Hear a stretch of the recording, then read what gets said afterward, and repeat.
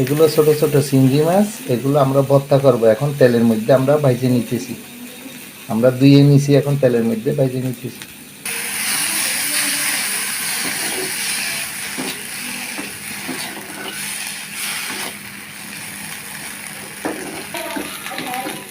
আমাদের ভাজা শেষ হয়ে গেছে, এখন আমরা নিয়ে নেব।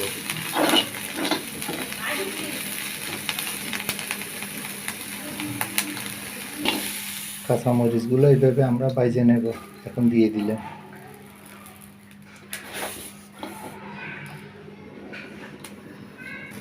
মরিচগুলো এইভাবে পোড়া পোড়া ভাজি করে নিতে হবে। আমি এখানে সবগুলো উপকরণ কেটে নিচ্ছি।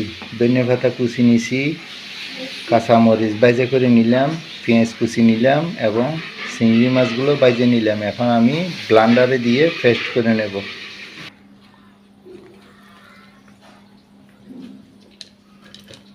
ধনিয়া পাতা কুচি দিয়ে দিলাম, চিংড়ি মাছ দিয়ে দিলাম, পেঁয়াজ কুচি দিয়ে দিলাম, কাঁচামরিচ দিয়ে দিলাম। এখন আমি পেস্ট করে নেব। আমাদের পেস্ট হয়ে গেছে, আমরা এগুলো তেলের মধ্যে ছেড়ে দেব, সরিষার তেল দিয়ে ছেড়ে দেব।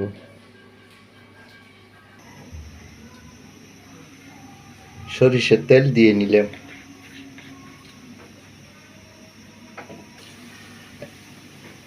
একটা রসুনের কোষা ছেড়ে দিলাম।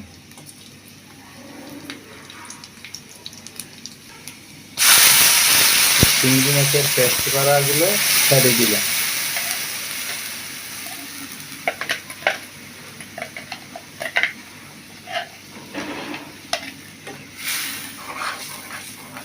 এভাবে কিছুক্ষণ রাখতে হবে, পানিগুলো শুকিয়ে নিতে হবে। লবণ দিয়ে নিলাম।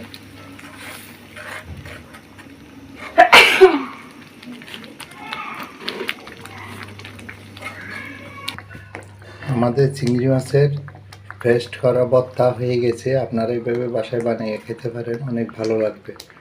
বন্ধুরা, আমাদের চ্যানেলে যদি আপনারা নতুন হয়ে থাকেন, একটা সাবস্ক্রাইব দেবেন।